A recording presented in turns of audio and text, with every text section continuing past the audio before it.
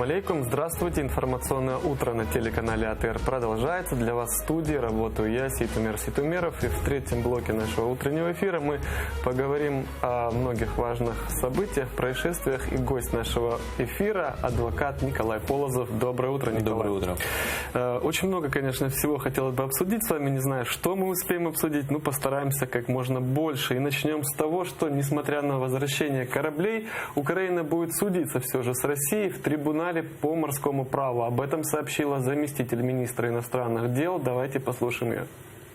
Поки Нікополь, Бердянськ і Янакапу прямують додому в Одесу, команда Міністерства закордонних справ прямує в Гаагу, де вже в четвер відбудуться перші слухання арбітражного трибуналу у справі щодо порушення імунітету 3 українських військово-морських суден та 24 членів їхніх екіпажів. Україна проти Російської Федерації за Конвенцією ООН з морського права. Николай, мой первый вопрос. Скажите, пожалуйста, вот мы видим, что сейчас украинская сторона инициирует разбирательство по отношению к России в Международном морском трибунале. Перспективы этого дела? Ну, на самом деле это разбирательство было инициировано еще весной этого года, после того, как были исчерпаны все дипломатические способы разрешения этой ситуации с Российской Федерацией. И фактически полгода шло формирование арбитража этого трибунала. То есть стороны представляли своих судей, которые будут рассматривать. И сейчас будут заседания первые, они больше технические, они касаются порядка выступления сторон, порядка исследования доказательств, представления доказательств и так далее. Но факт остается фактом. Российские власти действительно нарушили Международную конвенцию ООН по морскому праву, в частности, в том, что касается иммунитета военных судов, и продолжает нарушать до сих пор. То есть, несмотря на то, что физически моряков выпустили из СИЗО, выпустили за пределы Российской Федерации, несмотря на то, что корабли передали, продолжается длящееся нарушение этой конвенции, потому что не прекращено уголовное преследование моряков. Это все равно, что преследовать дипломатов в уголовном порядке. То есть это недопустимо. И, конечно же, арбитраж трибунала в конечном счете должен дать правовую оценку этим действиям. Если трибунал примет решение, что российские власти допустили эти нарушения, то в конечном счете Украина может рассчитывать в том числе на денежную компенсацию нарушенного за причиненный ущерб. А насколько вот решение этого трибунала по морскому праву Россия будет исполнять? Мы же знаем, что Россия где-то, где ей выгодно, может исполнять, где-то сказать нет. Ну, я могу сказать, что уже было прецедентное дело, связанное с морским трибуналом и участием в нем Российской Федерации. Это дело Arctic Sunrise. Оно рассматривалось после событий 13-14 года, когда Россия захватила нидерландское судно. Тогда трибунал признал, что Россия совершила нарушение Международной конвенции, и в конечном счете Россия выплатила порядка 5,5 миллионов евро Нидерландам. Поэтому, что касается Международного морского трибунала, учитывая, что все-таки Россия чувствительно относится к проектам, связанных с морем, да, в том числе Северный поток, учитывая, что Россия активно ведет, скажем так, мореплавание, судоходство, ее суда находятся в мировом океане, и, скажем так, Россия потенциально может обращаться сама в трибунал по каким-то вопросам. Она заинтересована в том, чтобы выполнять все процедуры этого трибунала. Не раз я слышал, что говорят, если она не исполнит решение, то могут включиться различные санкции, вплоть до того, что российские суда могут не впускать различные порты. Да, это так. Это на самом деле России невыгодно. Это невыгодно, ну и как бы это, скажем так, для России само участие в этом трибунале при необходимости тоже критически важно. Поэтому я думаю, что они будут выполнять все решения, которые... Другой вопрос, как они это артикулируют. Да, а риторика абсолютно отличается от того, что они делают. Они говорят, что трибунал не имеет юрисдикции, мы это не будем делать. Все как миленькие делают, точно в срок, просто об этом не говорят публично. Ну вот опять вернемся к ситуации с кораблями, с военнопленными. Вот было решение трибунала, но военнопленных вернули не по решению трибунала, а в рамках так называемого обмена. Ну, это так сказали Да, всем. да. А корабли тоже вернули, не просто отдали как твое, а отдали на какое-то ответственное хранение. То есть вот везде какие-то свои тонкости. Да, они везде пытаются свой интерес преследовать. Ну, здесь в чем нюанс? Дело в том, что когда трибунал принимал это решение, он, помимо того, что обязал Россию вернуть моряков и корабли, вынес в своем приказе пункт 119, в соответствии с которым не запретил России продолжать уголовное дело. И во всех дальнейших коммуникациях российские власти всегда упирали на этот пункт. Говорят, нам трибунал разрешил это дело продолжать, значит, корабли вещественные доказательства. Нам разрешил продолжать дело, значит, моряки продолжают оставаться обвиняемыми. То есть вот такая вот позиция. И перейдем к вопросу политзаключенных. Имена всех украинских политзаключенных, находящихся в России и оккупированном Крыму, должны быть постоянно на слуху. Это значительно облегчает процесс обмена, рассказала уполномоченная Верховной Рады Украины по правам человека Людмила Денисова в интервью Укринформу. По ее словам, подход Москвы таков, что когда груз становится токсичным, лучше от него избавиться. Также накануне Денисова сообщила, что Украина передала Турции список крымско-татарских политузников. Давайте послушаем ее. Під час зустрічі говорили про найважливіше – повернення додому наших 115 громадян, які перебувають у місцях несвободи на території Російської Федерації та тимчасово окупованого Криму. Я передала список з інформацією про 115 громадян України, в тому числі і про 87 кримських татар, та звернулася з проханням посилити співпрацю з повернення українських політв'язнів на батьківщину. И первый вопрос, то, на чем делает акцент Людмила Денисова, что все эти имена должны быть на слуху. И когда эти люди начинают быть токсичными для России, Россия начинает от них избавляться. Правильно ли такая вот стратегия в этом вопросе? И что нужно сделать, чтобы эти имена оставались на слуху? Нет, ну совершенно очевидно, что любые нехорошие дела должны происходить в тишине. И когда о политзаключенном никто не говорит, с ним может произойти все, что угодно. Когда к нему есть внимание, да, российские власти могут подвергать его давлению, но они тем самым сами подвергают себя давлению на международных площадках. Поэтому публичность является, наверное, лучшей защитой в условиях, когда отсутствует суд, в условиях, когда отсутствует возможность оказать действенную правовую помощь.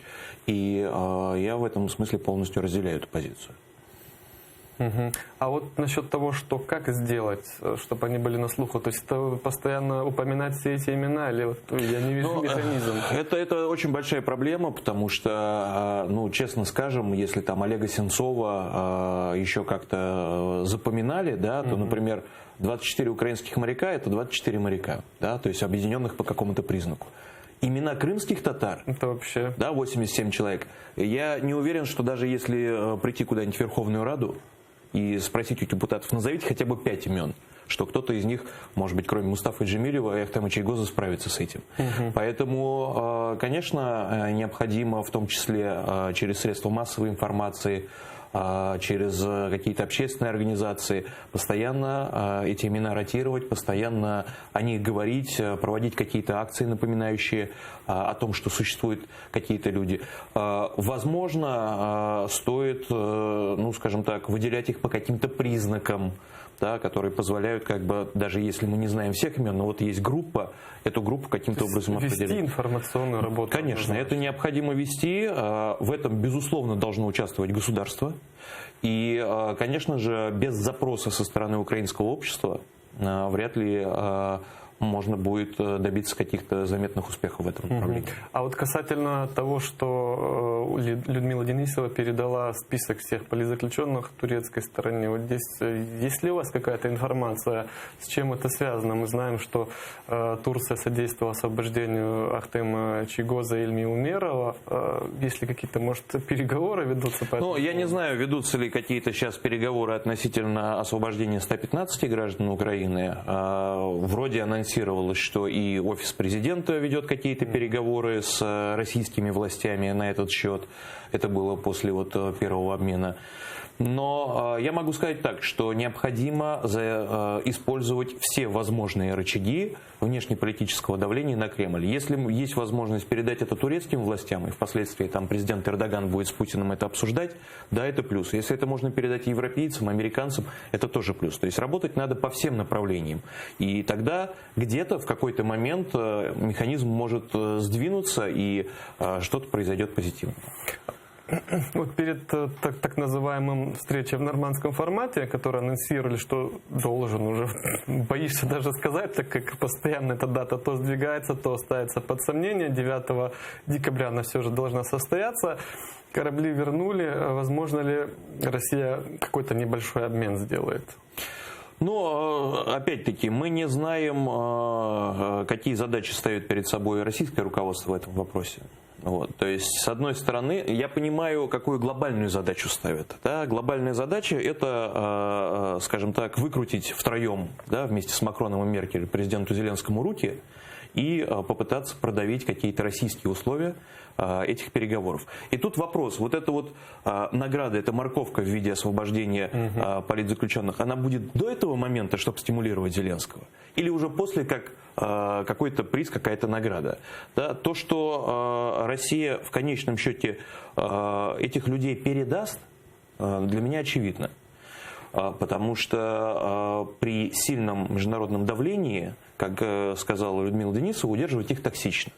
Но вопрос, когда это произойдет. Произойдет это сейчас, потому что может быть вариант, при котором, допустим, президент Зеленский занимает жесткую позицию, да, не идет на какие-то российские условия, тогда Путин говорит, все, мы все закрываем, как бы эти люди пускай сидят. Такое тоже возможно. Угу. Вот после того, как были освобождены 24 военнопленных, моряка и 11 политзаключенных, среди них только один был крымский татарин, и Мустафа Джемилев, лидер крымско-татарского народа, заявил, что Путин не хочет освобождать крымских татар. И это очевидно, и это видно. На ваш взгляд, с чем это связано?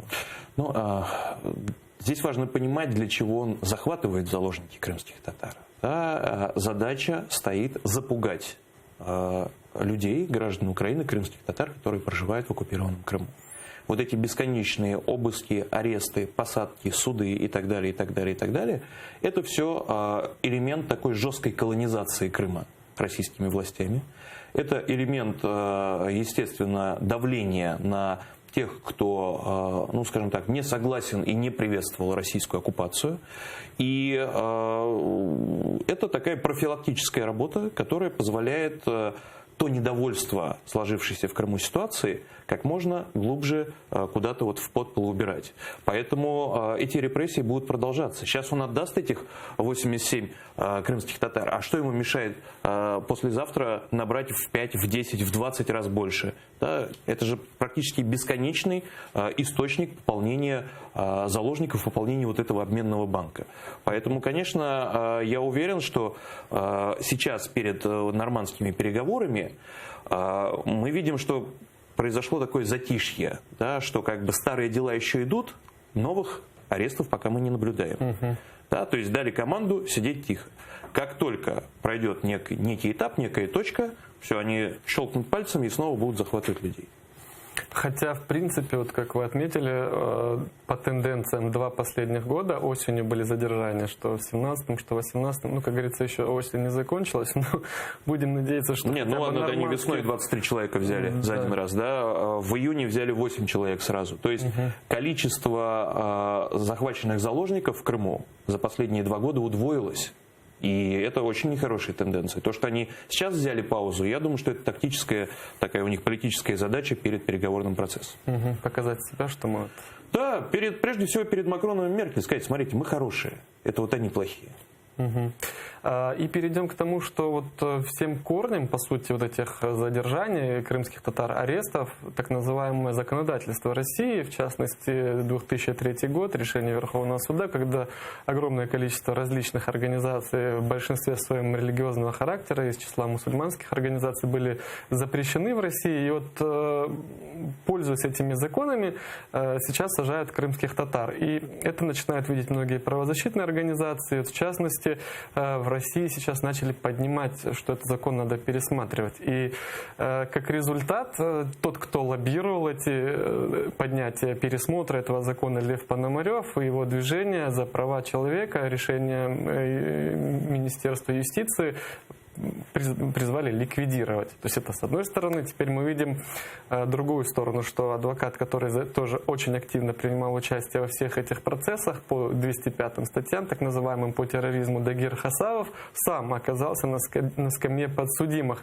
Это как? То есть сейчас активно, лично я вижу такую тенденцию. Кто будь то правозащитников, из адвокатов начинает входить в эти дела, у них начинаются проблемы. Ну, я могу сказать так. В свое время Советский Союз называли империей зла, да, империей лжи. И здесь мы видим то же самое, абсолютно такой лживый подход, при котором неугодных подверстывает под нужный закон. Да. В то же время, например, по этому же закону запрещена в России организация «Талибан». Да. Приезжают представители Талибана, встречаются с официальными должностными лицами, с Лавровым и так далее. Да? Почему? Как? Вот. Что касается... Хотя, отмечу для наших телезрителей, движение Талибан в России признано террористической организацией, но это не мешает представителям российской власти вести с ними переговоры за одним столом. Да. И причем я уверен, что переговоры, как правило, касаются поставки героина. Значит, что касается Пономарева, Хасавова, Дагира, поскольку Россия это такое жесткое авторитарное государство в настоящий момент, путинский режим последовательно подвергает давлению гражданское общество. Оно, как шагреневая кожа, с каждым годом, с каждым месяцем, с каждым днем сокращается, сокращается и сокращается. И, конечно же, такие люди, которые выступают в защиту угнетенных, да, назовем это так, они тоже подвергаются определенному давлению. Пономарев давно уже был костью в горле у российских властей, его там и иностранным агентом пытались признать и так далее, и так далее. Вот, и сажали его там на административные аресты, хотя человек очень пожилой, и так далее. Вот. Это говорит о том, что полицейщина, она только набирает свои обороты в России. Что касается Дагира Хасавова, то это прежде всего удар по институту адвокатуры, независимой адвокатуры, поскольку адвокат является представителем общества и зачастую выступает представителями государства в жесткой конфронтации, такие люди неугодны. И мы видим, что это не единственный случай.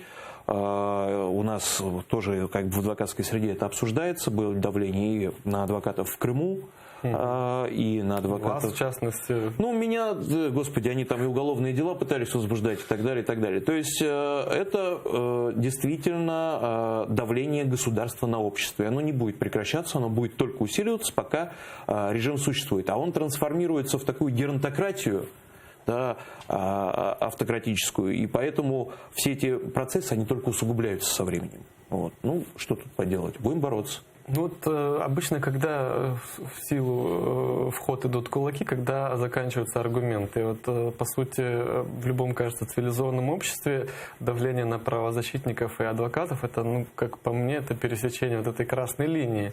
Слушайте, там уже столько красных линий пересекли, там уже дальше пересекать нечего. Другой вопрос, что пока российское общество к этому относится толерантно в своем подавляющем большинстве. А это означает, что общественный договор с властью устраивает все стороны. Отдельные нюансы, вроде правозащитников и адвокатов или там политзаключенных, это в представлении российского общества очень незначительные вещи, которые их не сильно интересуют. И это позволяет всей этой полицейщине только усиливать свое давление. А что, вот, на ваш взгляд, мешает, в принципе, пересмотреть Российской Федерации вот эти запреты по 205 статьям? То есть вот сейчас, насколько мне известно, опять-таки идут процессы, обращались к Москальковой, омбудсмену, вопрос поднимался, то есть чуть ли не до президента, насколько мне известно, но как-то все это, то есть все эти организации, по сути, о чем не раз говорил и сам Лев Пономарев, ни одного довода нет. Судебные заседания проходили в каком-то закрытом режиме, там в 2003 часть организации, потом в 2007 году позапрещали один абзац, там 3 предложения, причины закрытия, и все. Чем либо опасность, получается, они представляют, либо, значит, это удобный инструмент для своих репрессионных механизмов. Смотрите, здесь как бы несколько аспектов. Во-первых, скажем так, это один из столпов, на котором держится режим. Потому что Путин пришел на волне борьбы с терроризмом, на волне Второй Чеченской войны. И на тот момент запрос у общества был очень большой после терактов в Москве, в других городах и так далее. Когда Чечню зачистили, да, к 2003 году, получается, что вот эти раздутые бюджеты силовиков, что сокращать, это что, у генералов на пенсии отправлять? Да, то есть, по сути, силовики, которые представляют очень мощное крыло российской власти, они лоббируют эти дальнейшие идеи, а давайте мы назначим террористов этих, а давайте назначим этих. Да? И тем самым они показывают, что вот смотрите, мы полезны, мы вот боремся с угрозой, мы на дальних рубежах где-то, значит, обеспечиваем безопасность. Поэтому этот нарратив, он никуда не делся, хотя он полностью себя изжил. И это всего лишь один из способов для вот этой ФСБшной клики поддерживать себя за счет средств бюджета граждан. То есть, на ваш взгляд, это лобби силовых структур? Ну, безусловно. Нет, Путин сам в этом заинтересован. Да, потому что ему важно демонстрировать гражданам. Смотрите, поймали еще одного узбека, значит, с какой-то гранатой, а вот тут взяли каких-то крымских татар, которые точно замышляли какие-то гадости и так далее. Хотя, конечно, гадости никто не замышлял, хотя подавляющее большинство этих дел сфабриковано, хотя признания выбиваются пытками, но это считается как бы в России нормой. И перейдем к вопросу двойных стандартов. В то время, когда в Крыму сажают по 19 лет, дают такие огромные сроки за то, что люди разговаривали на кухне о чем-то, в это время российские политики, такие как Ксения Собчак, открыто говорит, что Крым должен вернуться Украине, и при этом ее слова не расценивают как экстремизм. И вот небольшую цитату хотел бы зачитать. В интервью украинской радиостанции «Новое время» в сентябре этого года Ксения Собчак заявила, что полуостров должен быть возвращен Украине. И по этому поводу были поданы заявления в суд, что вот экстремизм, территориальная целостность нарушается. И Наталья Поклонская, всем известная, дала такой комментарий. Запросы, которые делаются в отношении таких заявлений, ничем не закончатся. Это будет ответ разъяснительного характера. Это мое мнение. Призывов к нарушению территориальной целостности там не было, насколько мне известно, сказала Поклонская. То есть парадокс. То есть люди говорят условно, что вот сидя дома у себя, что вот пришла Россия, тут у нее такие законы, это плохо, это терроризм, на тебе 19 лет. Тут депутат, политик Собчак говорит, несправедливо, Крым надо возвращать Украине. То есть очевидный призыв, на мой, опять-таки, на политик Собчак — это смешное определение. Ну, она, по крайней мере, себя так позиционирует. Да, но я скажу так, в России существует квазисословное общество. То есть есть, условно говоря, такие, скажем так, феодалы, да, которые базируются не на земельных участках, а на финансово-промышленных группах, да, там, отношение к сословию там, военному, спецслужбистскому, полицейскому. А есть простые граждане, которых как бы никто не считает, земщина такая. Да? И вот с земщиной можно делать все, что угодно. Можно прессовать, сажать, пытать и так далее. А те, кто относится вот к этой опричнине, да, или к верхушке, да, пускай даже и такой богемный, как Собчак, им позволено многое. Да? Как была поговорка такая, что позволено Юпитеру, то не позволено быку. И это проявляется на различных уровнях и этажах российского общества, российской власти. Например, если там полицейские там, пытали кого-то, и это через каким-то чудом оказалось в уголовном деле и в суде, но им дают условные сроки, как правило. Да? Если, скажем так, ребенок попадает под машину какого-то там важного человека, у него внезапно в крови алкоголь находит. Уже 2 таких случая, как минимум, я знаю. То есть это означает, что общественные институты в России перестают работать, что происходит сегрегация граждан по такому квазисословному подобию, и, условно говоря, к различным сословиям различный подход. Вот, если вы не попали в нужную страту, шансов выжить в России у вас гораздо меньше, чем у вашего соседа, который, может быть, попал в нужную страту и служит там в органах правопорядка, например. Николай, вот касательно Крыма несколько таких, на мой взгляд, очевидных тенденций просматривается. Вот в том году Ксения Собчак говорила якобы о необходимости провести новый референдум. И буквально на днях в «Эхо Москвы» заявил также об этом и Алексей Навальный. Буквально слово в слово. Я сравнивал их высказывания. С чем это связано? Это план «Б» у России или на что они рассчитывают? Мы понимаем, что это неспроста такие идут информационные вливания. Я скажу так, что через либеральный лагерь власть неизбежно пытается прощупывать общественное мнение. Как здесь, так и как в России, так и за пределами России. И периодически производятся такие вбросы, а потом замеряется, как люди отреагируют. Да, реакция. И уже в зависимости от этого простраиваются какие-то дальнейшие планы. Здесь, кажется, даже больше идет вброс на украинское общество, как оно будет реагировать. Ну, безусловно. Мы же, в принципе, предлагаем им нормальные вещи. Давайте честный проведем. Хорошо, тот референдум нечестный был, там несправедливый. Ну, видите, а Коломойский делает заявление, давайте 100 миллиардов, и мы все забудем. Да, то есть это тоже такие как бы элементы попытки ткнуть палочкой и посмотреть, какая будет реакция. И почему-то вот я, к сожалению, не увидел реакции ни МИДа, никого с украинской стороны. Это, на мой взгляд, очень печально, что власть не реагирует на подобные высказывания, так как всегда должна быть четкая позиция. Но она есть, но, по крайней мере, пока не озвучилась по поводу там каких-то псевдо-новых референдумов. И касательно Крыма, все-таки вот усиление вот этого репрессионного механизма, вот как вы уже отметили, за последний год, чем он обусловлен? То есть из года в год только усиление идет. Да, послабления не видно. Это обусловлено тем, что российские власти рассчитывали, что они смогут ассимилировать людей, которые проживают в Крыму, да, украинцев, крымских татар, людей других национальностей, гораздо быстрее.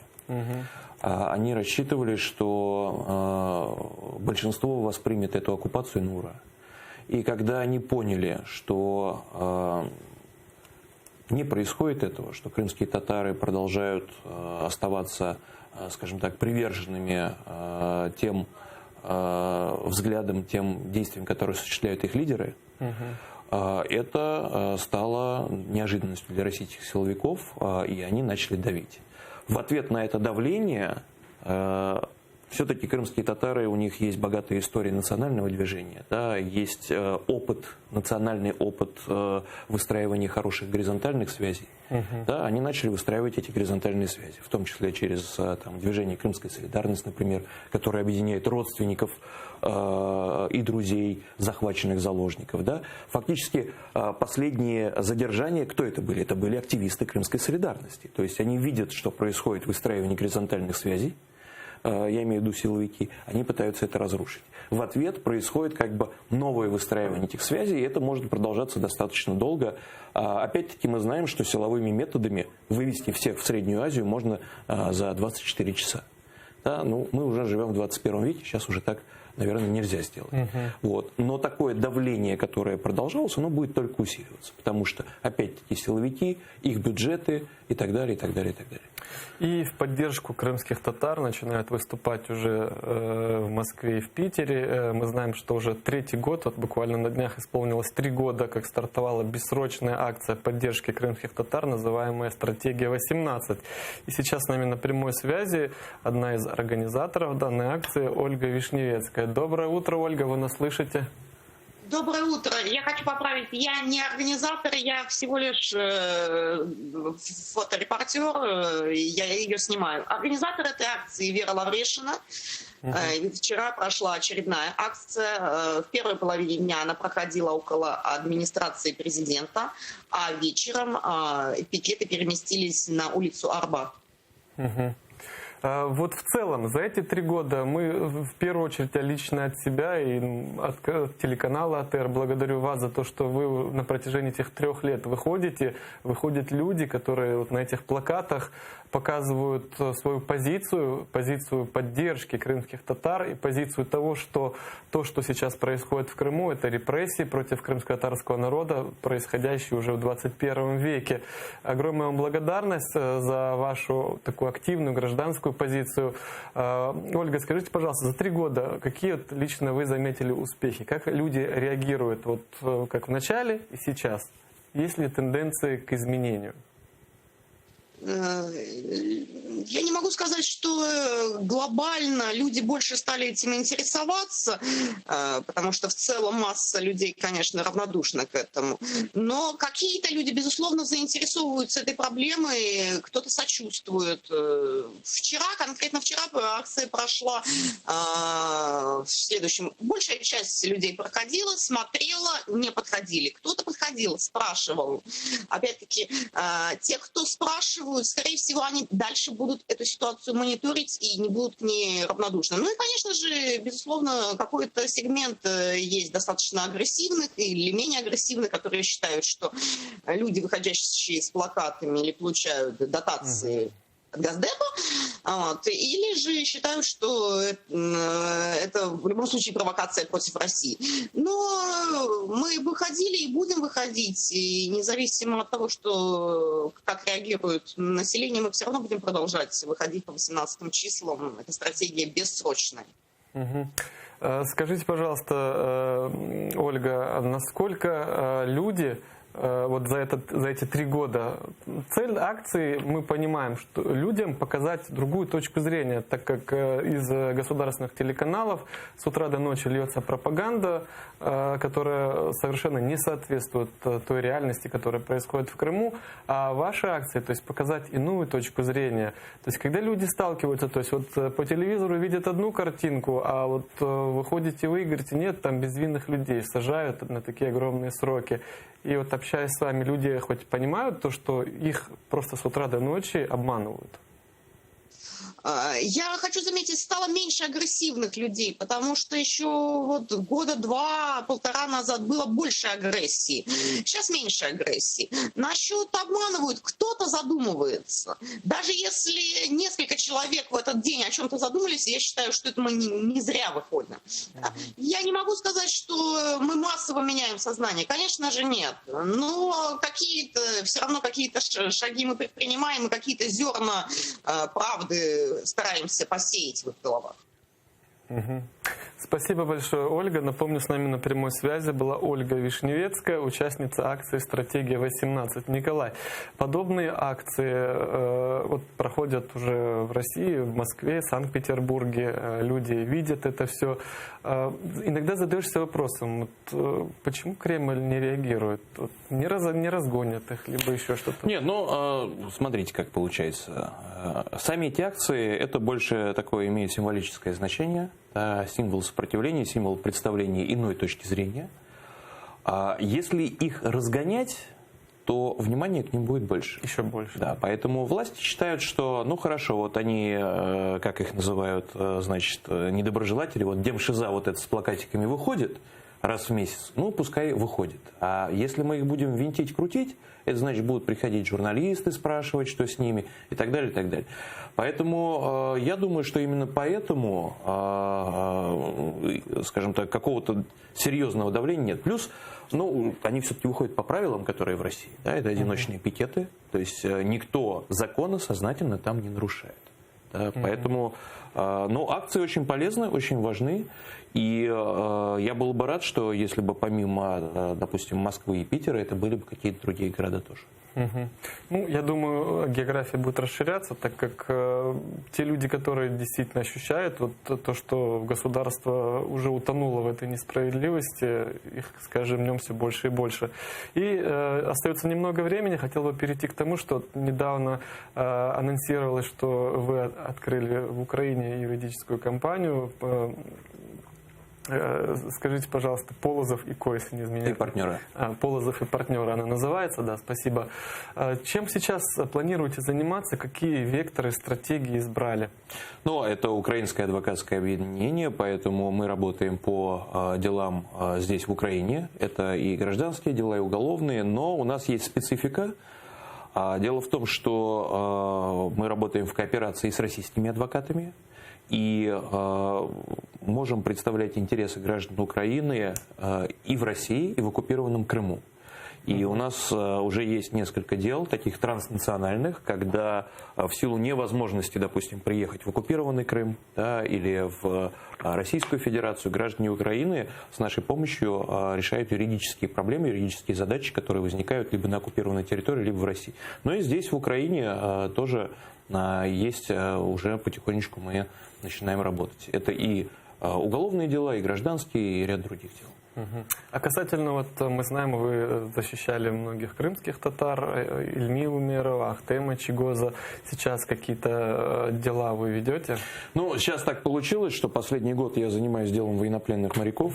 Вот, и после освобождения самих моряков была расформирована команда адвокатов. Да, я помню, что вы возглавляли этот. Да, поэтому фактически сейчас это дело веду я. Вот, и за счет его объема мы там знакомимся с материалами дела, а я сейчас полностью погружен в эту работу. Хотя, конечно, мне хочется вернуться в Крым и помогать тем политзаключенным, которые сейчас подвергаются там давлению.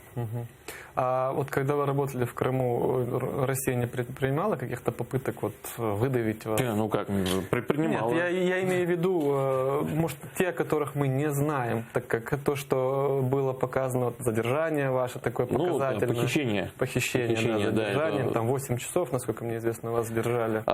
Было две попытки возбуждения уголовных дел против меня. Одна связана с делом Ахтема Чигоза, другая с Ильми Умерова. Были различного рода факты давления, но, понимаете, здесь публичность лучшая защита. Вот, поэтому пока от меня отстали, но гарантии, что я не разделю судьбу Дагира Хасавова, да, которого во время судебного заседания захватили, да, никто в России абсолютно не дает. Поэтому принцип такой: пока есть возможность, надо работать, а там посмотрим. Вот по Дагиру Хасаву интересно, может ли стать это дело своего рода прецедентом такой консолидации адвокатов?